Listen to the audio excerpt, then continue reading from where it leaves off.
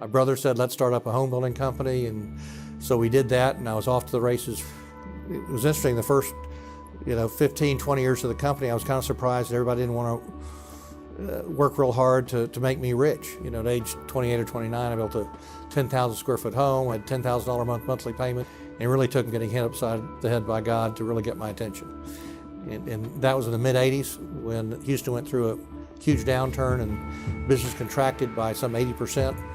And we almost went broke, lost the company. I did lose my house, and I had had millions of dollars flow through my hands, and no good had come out of it.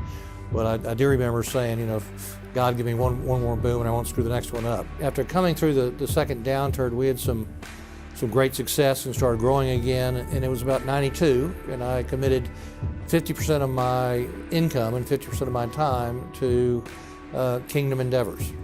Now, to do that, it meant I need to go find someone to run the company.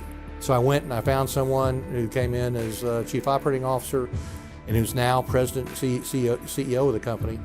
And where I'd taken the company up to a couple $100 million in sales, he in the next 10 years took it up to $1.5 billion in sales. I can still provide, vision, and I can still be the communicator and other things, but I'm not an operator of $1 billion company. I don't have that set of skills.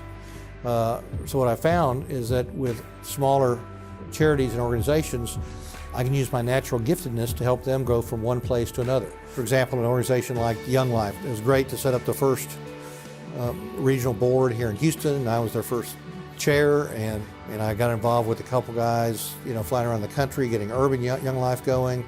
I'm now very involved in international Young Life. Since my folks became outward rather than inward, it's also changed a lot about the company and the environment that we've created here. I looked to see if we could increase 401k match rather than I could take a bigger bonus. We now have chaplains that work here that kind of infiltrate a certain sense of culture in the company as well, and a prayer line that's online, and a variety of things that I've kind of grown into over time as my faith has grown. The last 6 years, and from 2006 to 2011 has been a very tough time for the building business. And in fact, we've gone from some $1.5 billion in sales down to $600 million in sales, and had to lay off over 1,000 people. We tried to be faithful, and we tripled our severance pay and did all the things that we could to make it through this downturn in a positive and as Christian a way as you can in a very tough economic environment. Even though this downturn was much worse than the one I went through in the mid-'80s, and the company went through in the mid-'80s, we came through it in a much better way. The entire feeling within the organization is different. I mean, I had folks who I'd laid off end up writing me notes saying, I'm so sorry you had to do this.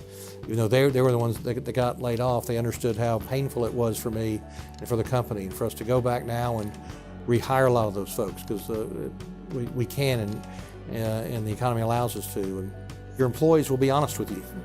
And if they say that you've created a place that they're happy to come to work at, and they feel valued, and they feel like they have a purpose, and they feel like what they do every day matters, and that they're engaged, then in my mind, I'm doing what I'm supposed to be doing.